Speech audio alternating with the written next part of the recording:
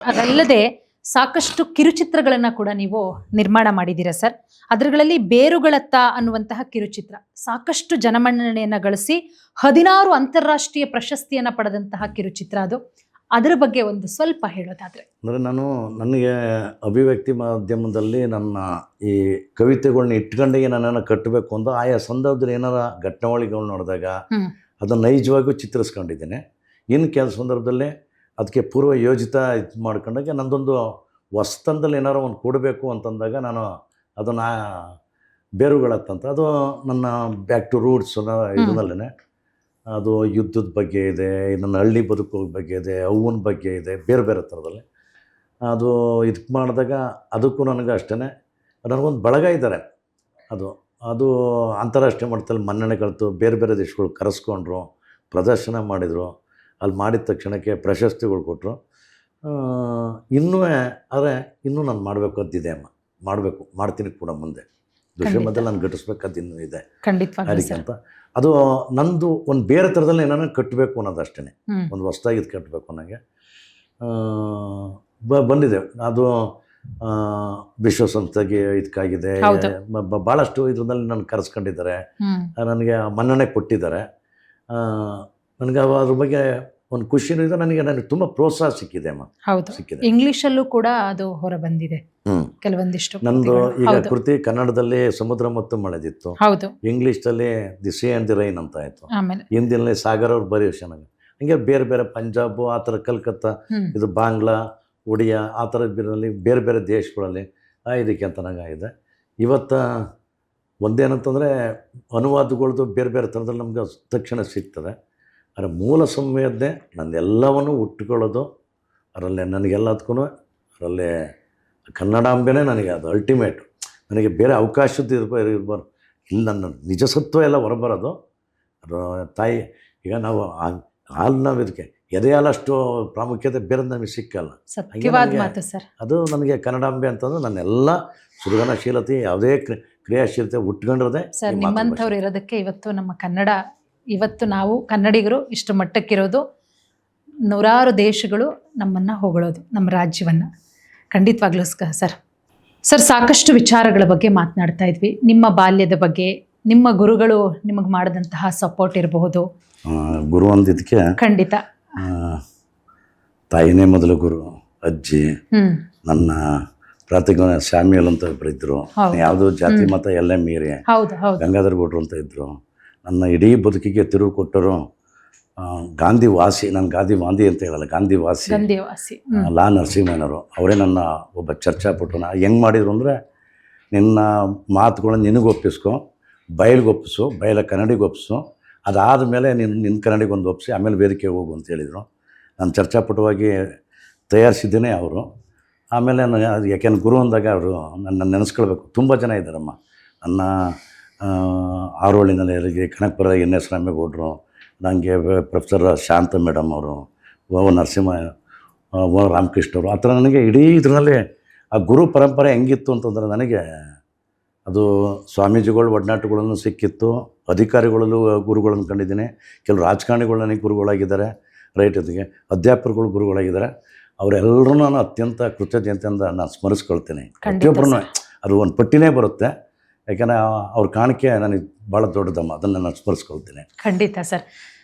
ನಾಗ್ತಿಹಳ್ಳಿ ರಮೇಶ್ ಸರ್ಗೆ ಪ್ರಶಸ್ತಿಗಳು ಒಂದಲ್ಲ ಎರಡಲ್ಲ, ನೂರಾರು ಪ್ರಶಸ್ತಿಗಳು ನಿಮ್ಮನ್ನು ಆರಿಸ್ಕೊಂಡು ಬಂದಿದೆ ಸರ್.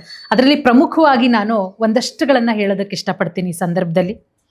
ನೂರಾರು ಪ್ರಶಸ್ತಿಗಳು ಕಲೆ, ಸಾಹಿತ್ಯ, ಸಂಸ್ಕೃತಿ, ಸಾಮಾಜಿಕ, ಅದರ ಜೊತೆಗೆ ನಿಮ್ಮ ಪರಿಸರ ಕಾಳಜಿ, ಕರ್ನಾಟಕ ರಾಜ್ಯ ಸರ್ಕಾರದಿಂದ ರಾಜ್ಯ ಯುವ ಪ್ರಶಸ್ತಿ, ಅದರ ಜೊತೆಗೆ ಪರಿಸರ ಕಾಳಜಿಗಾಗಿ ರಾಜ್ಯ ಸರ್ಕಾರದಿಂದ ಪರಿಸರ ಪ್ರಶಸ್ತಿ, ಅದರ ಜೊತೆಗೆ ಕುವೆಂಪು ಸಾಹಿತ್ಯ ರತ್ನ ಪ್ರಶಸ್ತಿ, ವಿಶ್ವಾತ್ಮ ಪ್ರಶಸ್ತಿ, ಕನ್ನಡದ ಕಣ್ವ BM ಶ್ರೀ ಪ್ರಶಸ್ತಿ, ಅದರ ಜೊತೆಗೆ ಕುವೆಂಪು ಬೇಂದ್ರೆ ಜೀವಾಳ ಪ್ರಶಸ್ತಿ, ಪ್ರಜಾಪ್ರತಿಭೆ ಪ್ರಶಸ್ತಿ, ನೆಲದ ಸಿರಿ ಜೀವನ್ಮುಖಿ ಪ್ರಶಸ್ತಿ, ನಾಡಚೇತನ ಪ್ರಶಸ್ತಿ, ನಾಡಪ್ರಭು ಕೆಂಪೇಗೌಡ ಅಂತಾರಾಷ್ಟ್ರೀಯ ಪ್ರಶಸ್ತಿ, ಕರ್ನಾಟಕ ಪ್ರಜಾರತ್ನ ಪ್ರಶಸ್ತಿ, ತಮ್ಮ ಬಾಳ ಸಂಗಾತಿ ಎಂ ಶೋಭಾ ರಮೇಶ್ ಅವರೊಂದಿಗೆ ಜೀವ ಸಾಂಗತ್ಯ ಪ್ರಶಸ್ತಿ, ಕುವೆಂಪು ಆದರ್ಶ ದಂಪತಿ ಪ್ರಶಸ್ತಿ, ಇನ್ನೂ ಸಾಕಷ್ಟು. 2019ರಲ್ಲಿ ನಾಗತಿಹಳ್ಳಿ ರಮೇಶ್ ಅವರ ಸಾಹಿತ್ಯ ಸಾಂಸ್ಕೃತಿಕ ಸಾಮಾಜಿಕ ಕಾಳಜಿಯನ್ನು ಅಭಿನಯಿಸಿ ಒಡಿಸ್ಸಾ ಸರ್ಕಾರದ ಸಹಯೋಗದ ವತಿಯಿಂದ ಕಳಿಂಗ ವಿಶ್ವಚೇತನ ರಾಷ್ಟ್ರೀಯ ಪ್ರಶಸ್ತಿ ಪುರಸ್ಕಾರ, ಅದರ ಜೊತೆಗೆ 2019ರಲ್ಲಿ ಮಂಡ್ಯ ಜಿಲ್ಲೆ ಪಾಂಡವಪುರ ತಾಲೂಕಿನ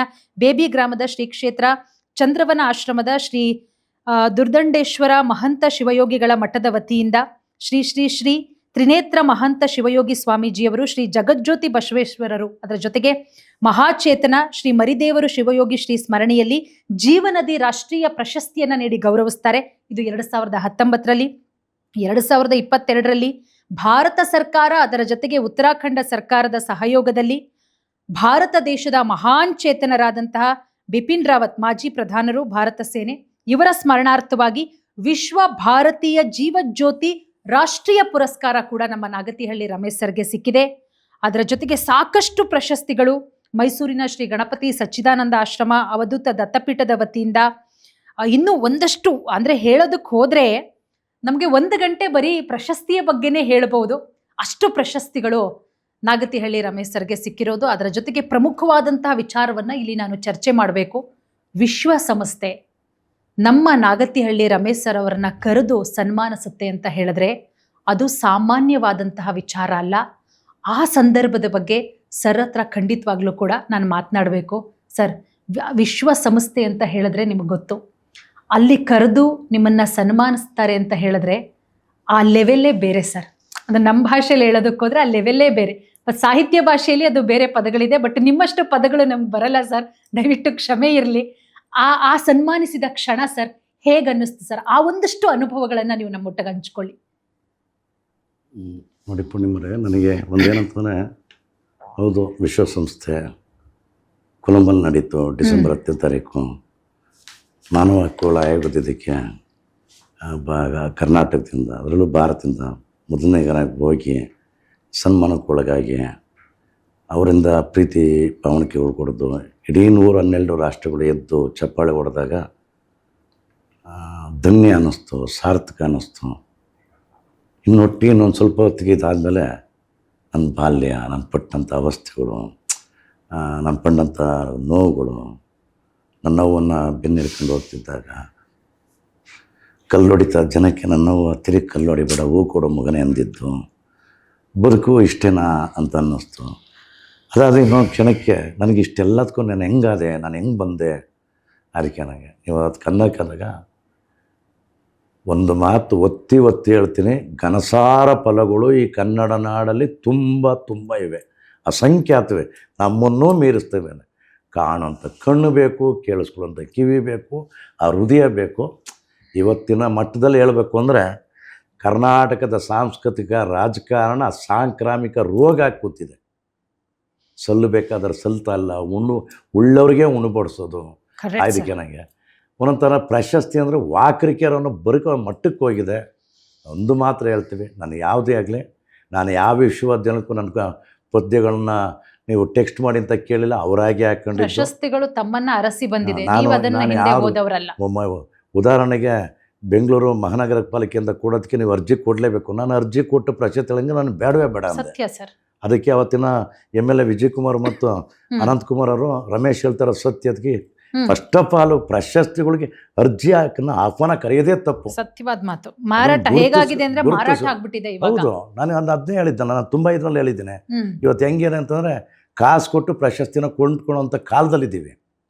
ರಾಜ್ಯೋತ್ಸವ ಪ್ರಶಸ್ತಿನೇ ತಾಳಿ ಕಳ್ಳ ಕದಿಮರಿಗೆ ಹಂಚ್ತಲೇ ಇದ್ದಾರೆ. ಯಾವುದೇ ಇರಲಿ, ಅಕಾಡೆಮಿಗಳ್ದೆಲ್ಲ ನೋಡಿ, ಅಲ್ಲ ಇರೋರೆಲ್ಲ ಒಂದು ಸ್ವಲ್ಪ ಈಗ ಜಾನಪದ ಅಕಾಡೆಮಿ ಒಂದು ಸ್ವಲ್ಪ ಸೃಜಾತ್ಮಕ ಇನ್ನು ಮಿಗ್ತಾರಲ್ಲ, ಅವ್ರ ಹಿಂಬಾಲಕರಿಗೆ, ಅವ್ರ ಬಾಲ ಬುಡಕರುಗಳಿಗೆ ಅವ್ರಿಗೆ ಬೇಕಾದ್ರೆ ನಿಜವಾದ ಸ್ವಲ್ಪ. ಈಗ ನಂಗೆ ಬಂದ್ರಲ್ಲಮ್ಮ, ನಾನು ರಮೇಶ್ಗೆ ವಿಶ್ವಸಂಸ್ಥೆಗೆ ಒಂದು ಸಡಿಯಂದು ನಂದನ್ನು ಇಂಗ್ಲೀಷ್ಗೆ ಅನುವಾದ ಆಯಿತು, ಹಿಂದಿಗೆ ಅನುವಾದ ಆಯಿತು, ನನ್ನ ಕನ್ನಡದಲ್ಲಿ ಜೀವದ ಹಾಡು ಅಂತ ಬತ್ತು, ಇಂಗ್ಲೀಷಲ್ಲಿ SR ರಾಮಕೃಷ್ಣ ಅಂತ ಪುಣ್ಯಾತ್ಮ ಒಂದು ಘನಸಾರ ಫಲ. ಎಂಥ ಪತ್ರಿಕೆ, ಈಗ ಸಹ ಸಂಪಾದಕರು ಧೀಮನ್ SR ರಾಮಕೃಷ್ಣ, ಅದು ಇಂಗ್ಲೀಷ್ಗೆ ಅನುವಾದ ಮಾಡಿ ಇಂಗ್ಲೀಷಲ್ಲಿ ಸಾಂಗ್ ಆಫ್ ಎವ್ರಿ ಲೈಫ್ ಅಂತ ತಂದರು. ಅದು ಇಡೀ ವರ್ಲ್ಡ್ ವೈಡ್ ರೆಕಗ್ನೈಸನ್ ಆಗೋಯ್ತು. ಅದಕ್ಕೆ ಅಂತ ಅಲ್ಲಿ ಪ್ರೀತಿ, ಪ್ರೇಮ, ಸಮತೆ, ಕಾರಣ, love, care, concern, compassion. Ramesh ಅಂದರೆ ಹ್ಯೂಮನ್ ಅಂದರೆ ಇವರೆಲ್ಲರೂ ಒತ್ತಾಸೆ, ಇದ್ರೂ ಅವರೆಲ್ಲರ ಪ್ರತೀಕವಾಗಿ ನಾನು ಹೋಗಿದ್ದೇನೆ ಹೊರತು ನಾನಾಗಿ ನಾನು ಅಂತ ಅಂದ್ಬಿಟ್ಟದ್ದು ಕಲ್ಲ. ಅದಕ್ಕೆ ನನಗೆ ಆವಾಗ ಒಂದು ಧನ್ಯ ಅನ್ನುತ್ತಾನೆ. ಈಗ ನೀವು ಅಂದ್ರಲ್ವಾ, ಮನುಷ್ಯನಿಗೆ ಒಂದು ಪಲ್ಲಟಗಳಾಗ್ತದೆ. ಈಗ ಇಷ್ಟೆಲ್ಲ ಇದಕ್ಕೆ ನೀವು ಅಲ್ಲಿ ಒಂದು ಪ್ರಶ್ನೆ ಕೇಳಿದ್ರೆ ನಿಮ್ಮನ್ನು ತುಂಬ ಪ್ರಭಾವಿಸಿದೆ ಅದು. ಹೌದು. ನನಗೆ ಒಬ್ಬರು ಒಂದು ಪುಸ್ತಕ ಕೊಟ್ಟರು, ಯಾರು ಟಾಲ್ಸ್ಟಾಯ್ ಅವ್ರದ್ದು, ಇದಕ್ಕಿಂತ ಮಧುರ ಚೆನ್ನ ಅವ್ರದ್ದು ಇದು ಮಾಡಿರೋದು ಇದಕ್ಕೆ ಅಂತ, ಬಾಳ್ವೆ ಬೆಳಕುದು ಇದಕ್ಕೆ ಅಂತ. ಆ ಇಡೀ ಪುಸ್ತಕ ಓದಿದಾಗ ನನಗೆ ಓದಿನ ಹಸಿವು ತುಂಬ ಜಾಸ್ತಿ, ತುಂಬ ಹಸಿವು ಓದೋದಂತ. ಟಾಲ್ಸ್ಟಾಯ್ ಎಂಥ ಅಗರ್ಭ ಶ್ರೀಮಂತ ಆಗ್ತಾನೆ, ಎಂಥ ಅವರು ಸುಳ್ಳು, ತಟವಾಟ, ಮೋಸ, ವಂಚನೆ ಇದೆಲ್ಲ ಮಾಡಿ ಉತ್ತುಂಗ ಸ್ಥಿತಿನೇ. ಆ ಇಡೀ ಟಾಲ್ಸ್ಟಾಯ್ ಒಂದಿನ ಅರೆ ನಾನು ಇಷ್ಟೊಂದು ಸುಳ್ಳು, ತಟವಾಟ, ಮೋಸ, ವಂಚನೆ ಎಲ್ಲ ಮಾಡಿದ್ದಕ್ಕೆ ಇಷ್ಟೆಲ್ಲ ಸಿಕ್ತು, ಹಂಗಾರೆ ಸತ್ಯ ಅಂದರೆ ಏನು ಅಂತ ಒಂದು ಹುಡುಕಕ್ಕೆ ಶುರು ಮಾಡ್ತಾನೆ. ಆಗ ಮಾಡೋಕ್ಕೆ ಹೋದಾಗ ಪಡ್ಕೊಂಡ್ರೆ ಅದೆಲ್ಲನೂ ಕಳ್ಕೊಳ್ತಾ ಹೋಗ್ತಾನೆ ಅಂದರೆ ಏನು ತಿಂದಲೂ ಬೇರೆ ಪಡಕ್ತಾನೆ ಇದಕ್ಕಿದ ಅಂತಾರೆ. ಕಡೆಗೆ ಏನಾಗ್ತಾನೆ ಅಂದರೆ ಇಬ್ಬರು ಹೊಲ ಉಳ್ತಾ ಇರ್ತಾರೆ. ಅಲ್ಲಿ ಹೋಗಿ ಅವ್ರ ಜೊತೆ ನನಗೇನು ಬಾರಪ್ಪ ನನ್ನ ಜೊತೆ ಒಂದು ಸ್ವಲ್ಪ ಹೊಲ ಉಳು ಅಂತಾರೆ. ಅವ್ರ ಜೊತೆ ಹೊಲ ಉಳ್ತಾನೆ. ಅವರಿಗೆ 3 ಇಡಿ ಕೈ ತೂತು ಕೊಡ್ತಾರೆ. ಆಗ ಆ ಕೈ ತೂತು ತಿಂದಾಗ ಅದನ್ನೊಂದು ಸತ್ಯ ಪಳಾರು ಹೊಡಿತದೆ. ದುಡಿದು ಕೂತುಂಡು ಉಣ್ಣುವುದರಲ್ಲಿ ಬದುಕಿನ ನಿಜವಾದ ಖುಷಿ ಮೂಲವಿದೆ ಅಂತ ಹೇಳಿ ರೈಲ್ವೆ ಪ್ಲಾಟ್ಫಾರ್ಮಲ್ಲಿ ಅನಾಥವಾಗಿ ಹೆಣವಾಗಿ ಸಾಯ್ತಾನೆ ಅವನಿಗೆ. ಅದು ನನಗೊಂದು ಜ್ಞಾನೋದಯ ಕೊಡ್ತದೆ. ಅದಕ್ಕೇ ಕುವೆಂಪು ಅಂತವ್ರಿಗೆ, ಇವ್ರಿಗೆ ಟ್ಯಾಗೂರ್ ಅಂತವ್ರಿಗೆ ಆ ಮನುಷ್ಯ ಆ ಥರದ್ದಾಗಿ ಕಾಣಿಸ್ಕೊಳ್ಳೋದು. ಇವತ್ತು ನಮ್ಮಲ್ಲಿ ಹೆಂಗಿದೆಯಮ್ಮ, ಯಾವ ಇದರಲ್ಲಿ ನಾನು ಯಾವ್ದು ಕೇಳ್ತೀನಲ್ಲ ಆ ಎತ್ಕೊಳಕ್ಕೆ ಹೋದಾಗ ನಾನು ಯಾರನ್ನೂ ಟೀಕೆ ಮಾಡೋಂತಲ್ಲ, ಎಲ್ಲರೂ ಈಗಲೇ ನಾನು ಒಂದಸ್ತಿ ಪಂಜರ ಹಾಕ್ತೀನಿ ಅಂತ ಗೊತ್ತಿದೆ. ಆದರೆ ಏನಂತಂದರೆ ಈ ಕರುನಾಡಲ್ಲಿ, ಈ ಭಾರತದಲ್ಲಿ ಘನಸಾರ ಫಲಗಳು ತುಂಬ ಇವೆ. ಅವನ ನಿಜಕ್ಕೂ ಯಾವುದೇ ಅಕಾಡೆಮಿಕ್ ಒಬ್ಬ ಅಧ್ಯಕ್ಷನಿಗೆ ಹೋಗೋಣ ಅಕಾಡೆಮಿಕ್ ಆಗುವುಗಳು ಗೊತ್ತಿರಬೇಕು. ಯಾರೋ ಒಬ್ಬ ರಾಜಕಾರಣ ಓಲೈಸ್ಬಿಟ್ಟು ಅದನ್ನು ಪಡ್ಕೊಳ್ಳೋದಲ್ಲ, ಪಡ್ಕೊಂಡು ತನ್ನ ಹಿಂಬಾಲಕರಿಗೆ ಕೊಟ್ಟು ಬಿಡೋದಲ್ಲ. ನಾನು ಅದಕ್ಕೆ ಹೇಳ್ತಾ ಇರೋದು, ಇವರಿಂದ ಏನು ಗಿಟ್ಟಿಸ್ತೇನೆ ಅದಕ್ಕೆ ಘನಸಾರ ಫಲ ಅವತ್ತಿತ್ತು, ನಾನು ಇಲ್ಲ ಅಂತ ಹೇಳ್ತಲ್ಲ. ನನ್ನ ಇತಿಮಿತ್ತಿನಲ್ಲಿ ಏನಂದ್ರಮ್ಮ, ನನಗೆ ಈ ಕಾಲೇಜ್ ದಿನಗಳಲ್ಲಿ ಇವಕ್ಕೆಲ್ಲ ಹೋಗ್ತಾ ಇದ್ದಾಗ ರಾಜಕಾರಣಿಗಳು, ಅಧಿಕಾರಿಗಳು, ನ್ಯಾಯಾಧೀಶಗಳು ಸಂಪರ್ಕಕ್ಕೆ ಅಲ್ಲಿಂದಲೇ ಬಂತು. ಅದು ಹಂಗೆ ಮುಂದುವರ್ಕೊಂಡು ಹೋದಾಗ ನಾನು ಕಂಡಾಗ ವೀರೇಂದ್ರ ಪಾಟೀಲ್ ಪೀರಿಯಡಿಂದ ನಾನು ನೋಡ್ಕೊಂಡೇ ಬರ್ತೀನಿ. ಅದು ನನಗೆ ತುಂಬ ಆವರಿಸ್ಕೊಂಡಿದ್ದು ಘನಸಾರ ಫಲ. ಇವತ್ತು ಕರ್ನಾಟಕದ ರಾಜಕಾರಣಕ್ಕೆ ಒಂದು ದಿಕ್ಸೂಚಿ ಅಂದರೆ ಶಾಂತವೇರಿ ಗೋಪಾಲ್ಗೌಡರು ಒಂದು ನಿದರ್ಶನ. ಈ ಮೂಲಕ ನಾನು ಸ್ಪೀಡು ಅಥವಾ ಈ ವೇಗ, ಈ ಸಂವೇದನೆ ಮೂಲಕ ನಾನು ಹೇಳ್ಕತ್ತೀನಿ ಅಂದರೆ, ಪುಣ್ಯಾತ್ಮ ಸೋತು ಸುಣ್ಣಾಗಿರ್ತಾರೆ ಶಾಂತವೇರಿ ಗೋಪಾಲ್ಗೌಡರು. ಕಡ್ದಾಳ್ ಮಂಜಪ್ಪರು 6 ಎಕರೆ ಜಮೀನು ಕೊಡ್ತೀನಿ ಅಂತ ಹೋದಾಗ, ಏನು ಮಂಜಪ್ಪ ಅಲ್ಲೇ ಕಡುಬಿಡೋರು ಗೋಡೆಗೆ ಹೊರಿಕೊಂಡು ನಿಂತಾರ, ಅವ್ರಿಗೆ ಕೊಟ್ಬಿಡು ಅಂತಾರೆ. ಯಾರಂತಾರೆ? ಇನ್ನೊಬ್ರು ಹೇಳ್ತಾರೆ, ಒಬ್ರು ಇದಕ್ಕೆ ಹೋಗ್ಬಿಟ್ಟು ಕೆಂಗಲ್ ಹನುಮಂತ ಏನಾರು 50,000 ರೂಪಾಯಿ ದುಡ್ಡು ಕೊಡೋಕೆ ಹೋಗ್ತಾರೆ. ಹನುಮಂತ ಏನಿಗೆ ದುಡ್ಡು ತಂದಿದ್ದು ಸರಿ, ಆದರೆ ಕರ್ನಾಟಕದ ಎಲ್ಲೇ ಹೋದ್ರೂ 20 ರೂಪಾಯಿ ಜೋಬ್ನ ಕನಕಾಂಬರ ಎತ್ಕೊಳ್ಬಾರ್ದು, ಅದು ತಪ್ಪಾಗ್ಬಿಡ್ತಾರೆ, ಬೇಡ ತೊಗೊಂಡೋಗು ಅಂತ ಹೇಳ್ತಾರೆ. ಅವ್ರಿಗೊಂದು ನಿವೇಶನ ಕೊಡೋಕ್ಕೆ ಅಂತ ಹೋಗ್ತಾರೆ. ಶಾಸಕರಾಗಿದ್ದಾರೆ ಅವ್ರಿಗೆಲ್ಲ. ಓ ಶಾಸಕರಾದ್ರೆ ಎಲ್ರಿಗೂ ನಿವೇಶನ ಕೊಡ್ತೀರಾ? ಹೌದಾ, ಹಂಗಾರೆ ನನ್ನ ಪಾಲಲ್ಲಿ ಇಟ್ಟು ಕರ್ನಾಟಕದ ಎಲ್ಲ ಕಡುಬಿಡೋರಿಗೆ ಕೊಟ್ಬಿಡಿ, ನನ್ನ ಪಾಲಲ್ಲಿ ಇಟ್ಟಿರಿ ಅಂತ ಹೇಳ್ತಾರೆ. ಅಂಥ ಮನುಷ್ಯ ಎಲ್ಲಿ ಇವತ್ತಿನ ರಾಜಕಾರಣ ಎಲ್ಲಿ ಇದ್ದರು? ನಾನು ಕಡಿದಾಳ್ ಮಂಜಪ್ಪರು ಇದ್ದರು, ಹಂಗೆ ಹೇಳ್ಕೊಳ್ಳೋದು. ನಿತ್ಯ ಸಚಿವ ಶಂಕರೇಗೌಡರಿದ್ದು, ಕರ್ಮಯೋಗಿ ಕರಿಯಪ್ಪ, ನಾನು ಯಾಕೆ ಬರೋಕ್ಕಲ್ಲಿ, ನಾನು ಇಲ್ಲಿ ಕೋಳಿ ಸಾಯ್ಕೊಂಡು ಇದಕ್ಕಿದ್ದು ಮಾಡು ವೃತ್ತಿ ಶಿಕ್ಷಣ ಮಾಡ್ತೀನಿ ಅಂತ ತುಂಬ ಜನ. ಅದಕ್ಕಿಂತ ವೀರೇಂದ್ರ ಪಾಟೀಲ್ ಆಗ್ಬೋದು, ಈ ಥರದ್ರಲ್ಲಿ ಮಲ್ನಾಡ ಗಾಂಧಿ, ಗೋವಿಂದೇಗೌಡರು, ಇವರೆಲ್ಲ ಒಡನಾಟ್ಕೊಳ್ಳೋದು ಇದು ಬಂದ್ಕೊಂಡೆ ರೇಟ್ಗೆ. ಬರ್ತಾ 35 ವರ್ಷಗಳ ಹಿಂದೆ ಮೂರಾ ಬಟ್ಟೆ ಆಗಿದ್ದರು ಇವತ್ತು 30,000 ಕೋಟಿ ಬೆಲೆ ಬಾಳ್ತಾ ಇರ್ತಾರೆ. ಇದು ರಾಜಕಾರಣ, ಸತ್ಯವಾದ ಮಾತು. ಅದಕ್ಕಿಂತ ಇವತ್ತು ರಾಜಕಾರಣ ನನಗೆ ಅದು ನೋವಾಗ್ತದೆ. ಅಂದರೆ ನಾನು ಹೇಳ್ತಾ ಇರೋದು, ಯಾರನ್ನೂ ತಪ್ಪೆಲ್ಲನೂ ಮಾಡ್ತಾನೆ. ಯಾವುದಕ್ಕೆಂದರೆ ಈ ಕೊಳ್ಳು ಬಾಕ, ಈ ನುಂಗು ಬಾಕ ಇವತ್ತು ಹೆಂಗಾಗಿದೆ ಅಂದರೆ ಕರ್ನಾಟಕ ರಾಜಕಾರಣ ಅದು ಹೆಂಗೇನಂಗೆ ಅದು ಆಗ್ತಿಲ್ಲ.